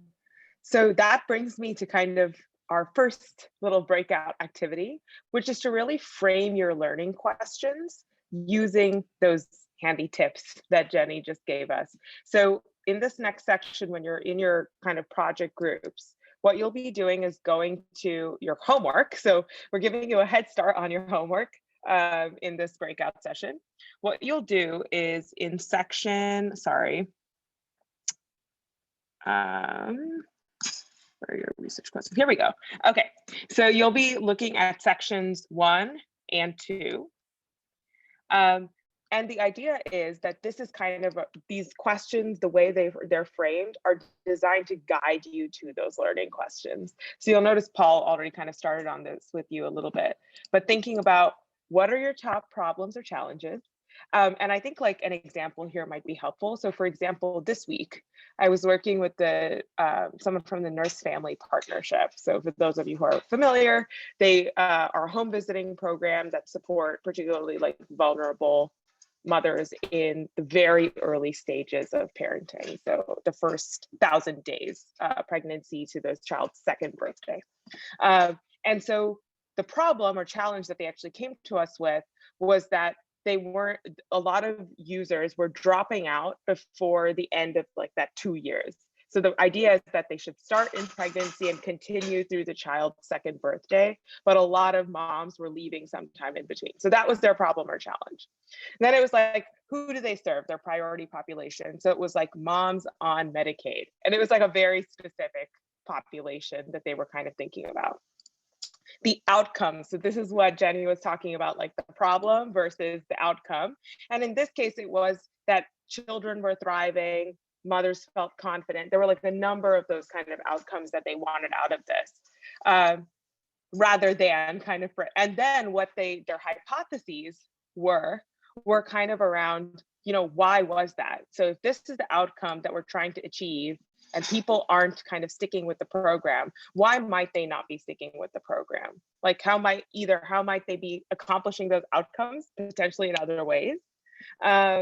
Or like or there could have been like much kind of bigger ideas. So like, for example, one of the examples was that maybe we need more people on our team of home visitors who have lived experience of this problem.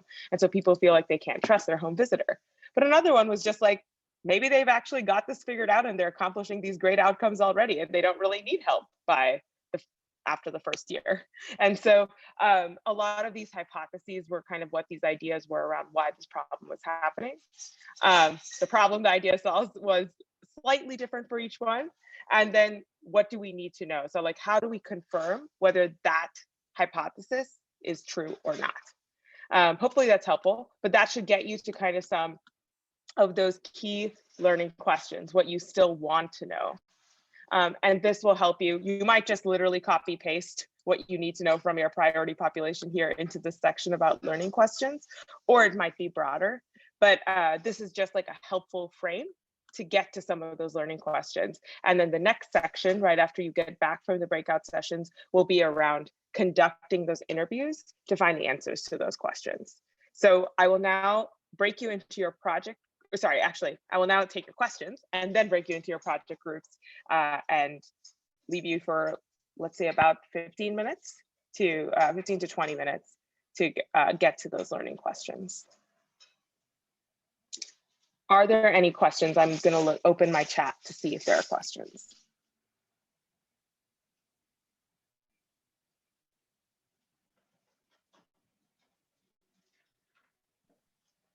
Amazing. It does not look like there are questions. So Vichy, you can go ahead and break everyone into the groups then. Cool. So I'm going to open rooms, and if you end up not in the right one or something, just come back to the main room and tell me. But you should be with your team and your coach. All right.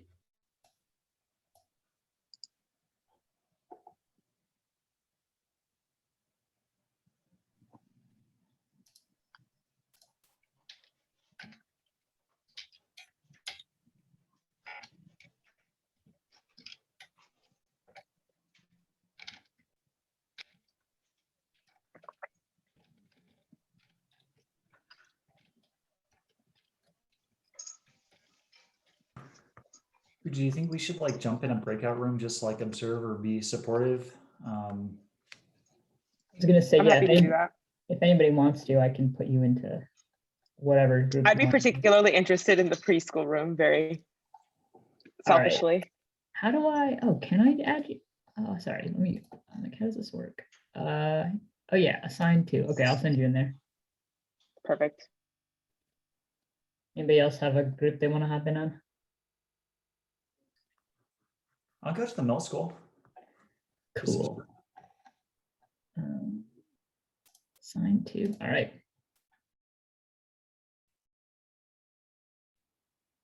Will you throw me into Hope alternatives program? Yes, I will.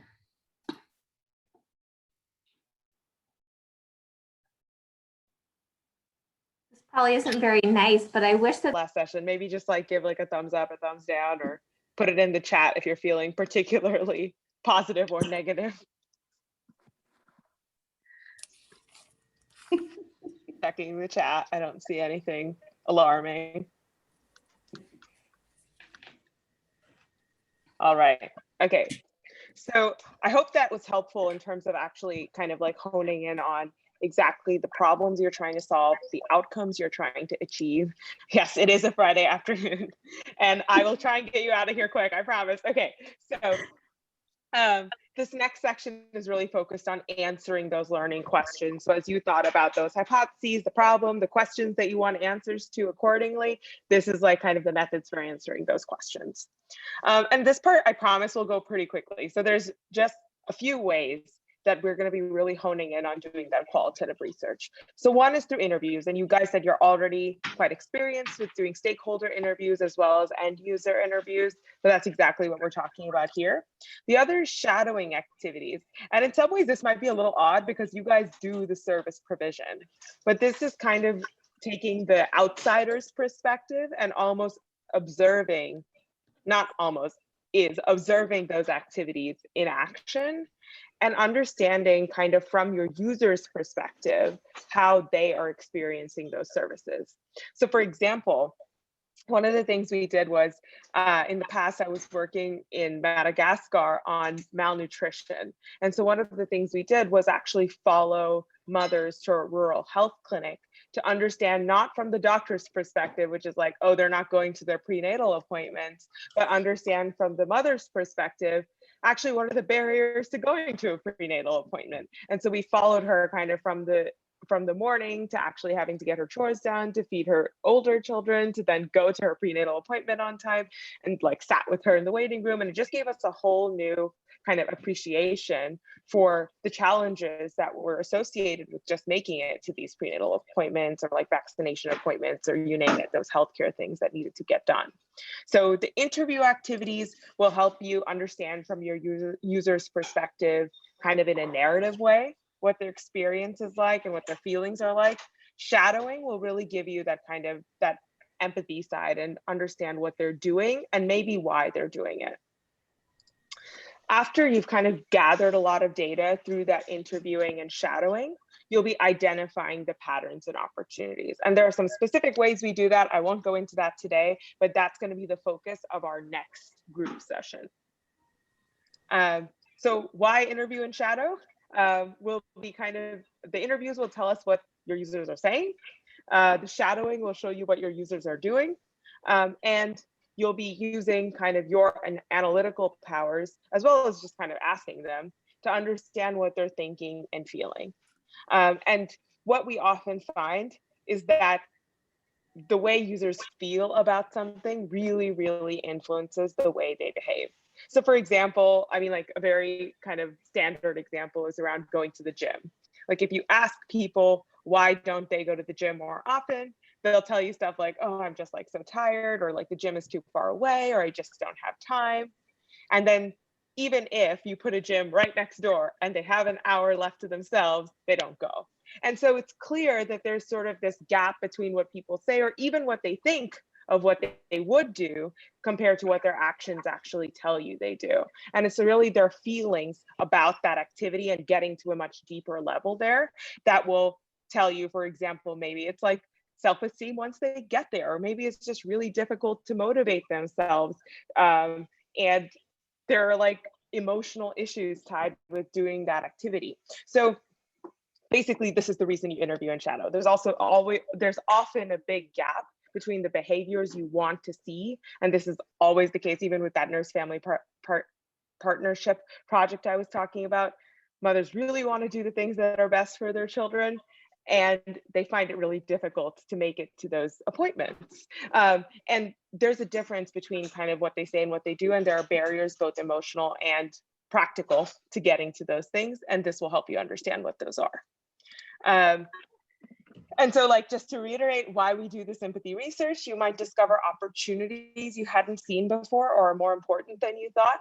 An example of that is that when I was working on malnutrition, what we found was that children were often the ones preparing like a midday meal while the parents were out like working in the fields. And so we found that a barrier was that, you know, a 10-year-old was preparing the meal for the younger children, but the opportunity was that they actually had a lot more time to cook for the family. And so if you made a recipe that was simple enough and the ingredients that were simple enough, then and made them available to the 10-year-old, then they were able to feed their family quite nutritiously. Then discovering barriers you either hadn't seen before or are potentially more important than you thought. An example of that was that when I was working with the Office of, at the time it was called the Office of the Police Monitor in the city of Austin around community and police accountability. And they were basically like an independent office of accountability for the police department in Austin. Almost no people from the community were actually complaining to them or giving them any feedback about the police department. And the reason was because police was in the name. And so when we actually changed the name to the Independent Office of Police Accountability, that made it a lot clearer to community members this wasn't actually part of the police department, and it removed a barrier that we didn't even think about, was that the name itself was turning people off. And then the side of like understanding your users' constraints. So like, is it time, is it technology, is it transportation, is it resources?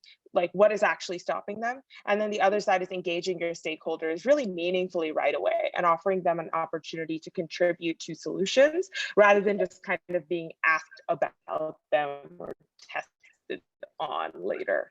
And so you'll get more buy-in and co-ownership. So now we'll dive into the actual part, the fun part of the structuring of an interview. So your homework and like kind of what you'll be working on before this next session is actually kind of conducting these empathy interviews with your priority populations to understand how they feel about those key learning questions you just talked about. So this is kind of the structure of an interview. You want to start by introducing yourself, making a personal connection, asking really open-ended questions and asking for stories. And I have more specifics on each of these, so I'm going to run through this at the moment. Then, like kind of as the interview sort of hits its stride, you'll be active listening and really just kind of following your interviewee's lead. You'll often find by this point, you're no longer asking the questions that you came up with in advance, you're just following where they're taking you. And then at the end, you'll be thanking them for their time and asking them if there's anything else they'd like to tell you. And sometimes you find like the most interesting tidbits are like, I always ask this question at the end, is there anything I haven't asked you about that you just want to tell me or think is important for me to know? And people will tell me stuff that I never even thought was important, but is like incredibly useful and insightful for what we're doing. So this is where I'm saying where we can go into a little bit more detail. There are a few rules of thumb as you are asking these, as you are doing an interview with the user.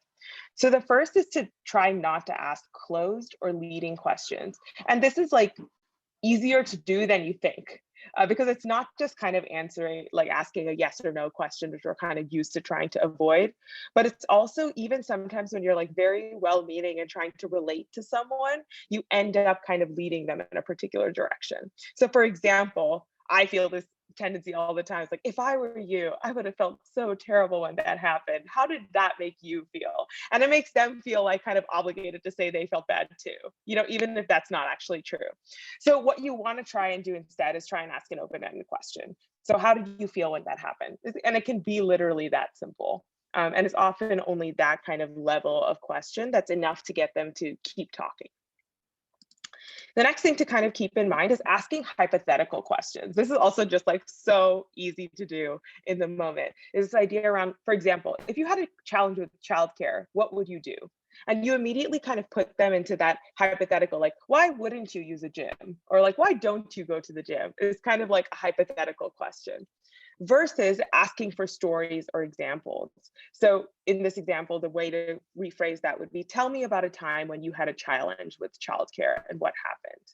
So you can actually get a real example of something that happened for them rather than kind of what they think would happen or what they think should happen, if that makes sense. The next is to ask kind of like overly general questions. So sometimes we fall into this trap of saying like, tell me about a typical day, or like, tell me about a day in the life for you, or tell me about about how you get to school in the morning or something like that. Instead, try and ask for specifics. And one of the things that really helps with that is just time boxing it. So asking like, tell me about your day yesterday, or tell me about the last time you had to cook dinner for your family. You know, like when you time box things, it gets it more to a story and away from kind of like those generalizations. The next is like kind of avoiding getting too much into solution mode. So I know that we are trying to understand kind of the outcomes that we want to see, but that's different from asking people to kind of like give you their ideas. And this is like kind of that typical, I don't know if you've heard this in other like kind of innovation workshops, but people will always say like, oh, Henry Ford, if he had asked people what they wanted, they would have said to like they wanted faster horses, but then he gave them a car, right? And so it's this idea of when you ask for how you would make the service better, like what do you want, you're going to get these kind of like closed answers, versus if you ask about bright spots and opportunities, what people already like about what they're experiencing, then you can build on those to think like even further outside of the box. And you can bring those users, by the way, you can bring those users back in to help you think of those ideas that are outside the box too. But getting into solution mode kind of like ironically closes people's thinking rather than getting them into that sort of like open-minded space. So instead of asking kind of like, how would you make this service better? Try asking about like, can you tell me what this service is doing well? And that'll give you those ideas of what those bright spots are that you want to build on.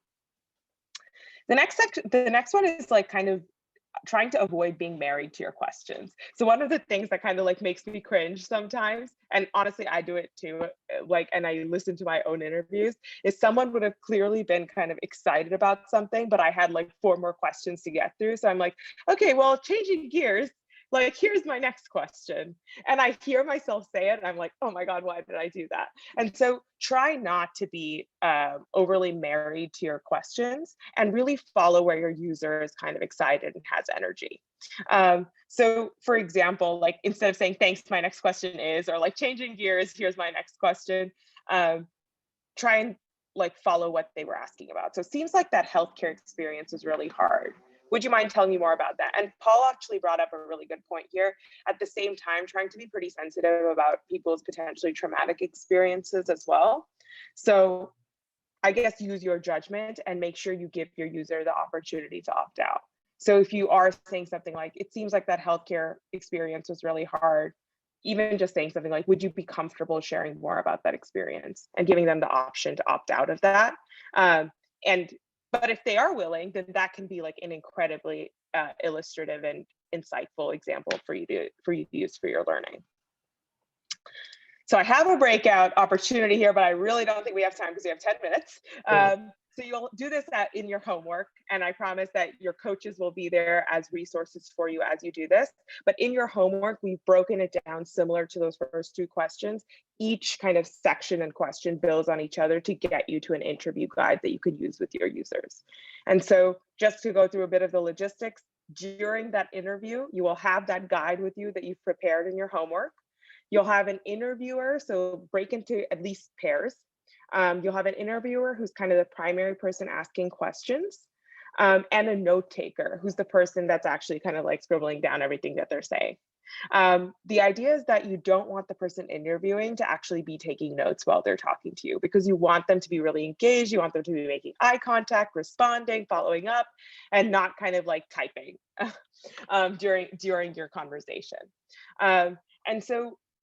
And it also helps. So if you do have 2 people, make sure that your user really can focus on the one person who's asking them questions, because if it's too much kind of tag teaming, it can feel somewhat intimidating to the user as well, because there's 1 of them and 2 of you potentially. So those are the roles during an interview, and here are your tools. Make sure you have your interview guide, your list of open-ended questions, which is your homework to create, a voice recorder so that you don't have to like be overly like for example, if you do have to do an interview on your own, or you're just like not the fastest typer in the world, you still have all of your data there. And a laptop or notebook, depending on what you're more comfortable with, for notes to take during that interview. So that is all. As your homework, you will be coming up with those interview questions and doing those first few interviews. And we will be taking the data from those interviews and helping you kind of process them and find those patterns and opportunities in our next session. With that, I will hand it over to Vichy and Seth. Sorry, Vichy and Tyra. Cool. And yeah, before I close out, just wanted to see if anyone had any questions for Pooja on any of that stuff, because that was a bunch of info.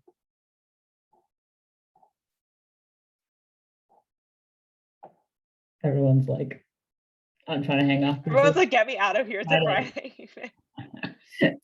All right, cool. Understood. Do people see the screen? Sweet. Okay, cool. So yeah, just wanted to, I mean, we're right at the end, so that kind of flew by, but wanted to just share what's coming next. And so in the next month for our next convening, your main kind of homework assignment will be to work with your coach. And in the homework document, there's an accompanying video, so it'll explain all this again. But essentially, you know, continue working through the sections that you already started and get a little clear on just like what are the top learning questions you most want to get at through this interview process. It's not like the only time you'll ever do this. So if you're doing it and then you realize you have other questions, that's totally normal. So it's just like the first step. And then you will create the interview guide, which is just kind of the scaffolding of questions you'll actually ask to go through the flow of what Pooja showed. And the goal here is for your team to conduct 5 to 10 interviews between now and the next convening. That doesn't mean every single person has to do 5 to 10. You can divide them between your team. And ideally in pairs though, so you have like the note taker and the question asker. And the way the submission works, this is explained in the document, is we're asking you to submit the notes that you take. Either like you could take handwritten notes and submit a photo of them, or if you type them, you could just submit the typed version into your Google Drive folder. And the reason for that is that the facilitators will look at those notes and actually start the process of making sense of them before our next convening. So it'll be helpful to have the notes so that they can kind of start to draw out some of the main themes ahead of time. That's all explained in the document as well. And kind of the last thing is if you're starting to do it and you would like additional support from Pooja, in the document, there's a link to book office hours with her. So like feel free to use it if you want to do a session with her to write the questions, or you did a few interviews and they were weird and you want to talk about it, like anything like that, that resource is there. So yeah, that's kind Sorry, of just one thing, Vichy, is just like, also if you want to practice your interviews on me, I am a great closed off user if you would like. So one of the helpful things is that like it's just to test it on someone in the worst case scenario. Most of the time your users will want to work with you, so they won't be as difficult as I would be. So just consider that time yours if you'd like it. That's awesome. You all can also practice on each other. Seth and I do that all the time, just to like get a little comfortable. And then the kind of final thing on interviews is we have a value, and it's true in a lot of different organizations, that folks should just be compensated for the time and the things that they share. And so we are able to support you all to compensate the people you interview $25 for their time. There's 2 ways to do that. It's explained in the homework. The easiest way for us is you ask at the beginning if they, are they willing to accept a gift card as a thank you? And if so, can they give you an email? And if there's a place for you to type their email in the homework, and then we'll check and shoot them a gift card. If it feels like that is not going to work for some reason, like maybe email is just like not a reliable avenue for the people that you're working with, we can also mail you a set of physical gift cards that you will then be responsible for distributing. So if you'd prefer that, just email me that you want like 10 $25 gift cards and we'll mail them to you. You'll just need to figure out how to get it to people. So it's also explained in the homework, but those are one of those 2 ways, sort of what we encourage you to do to make sure that people aren't doing this stuff for free. Yeah, and then a couple of final announcements. We will convene again. This is the last time we'll ever convene on a Friday. So yeah, never again. It'll be a Wednesday from 1 to 4 on Zoom. You'll get all the emails from Tyra and stuff. So it'll be fun to see y'all in about a month. And then, yeah, Tyra, do you want to share some updates about upcoming trainings? Sure. So if you guys didn't have a chance to make it to the April RFR training, there is another one from May 11th to May 14th. It's still half days. It's 4 days. The link will be included in the slides that you will get in the follow-up email. But the link is also on the website. Yeah. Oh, also, as you guys know, the dates have been changed. Everyone should have been added to a calendar invite. If not, please let me know and I'll add you to it. WebEx links will be provided once I get them closer to the date. Yeah. Sweet. And then if Seth, you could drop it in the chat. This is just if you have any feedback on the convening today, we would love it. So please fill out this really short survey. And then, yeah, I think that's it. And I think before we hop off, just kind of wanted to invite if anyone wanted to unmute and share any gratitude or shout outs or anything like that before we go. Thank you all. Yeah, thank you all. I think we certainly appreciate everything the coaches and you have done. Yeah, I just want to say I'm grateful to be here and to watch you guys go through this and to be a part of it with you and learn with you. I'm just so grateful to be here. And I was gonna say two things. One, data and data collection is really, it's a lot. And I'm a person who would rather just talk about the ideas and try to do some stuff, but instead of getting the data first. But I'm learning differently, and you all are really packaging this ways that it's easy. And the other is just a shout out to y'all on this whole drawing thing. Now I'm gonna go hang out and draw with my kids. And so it's gonna be a fun Friday afternoon with colored gel pens and paper. So thanks.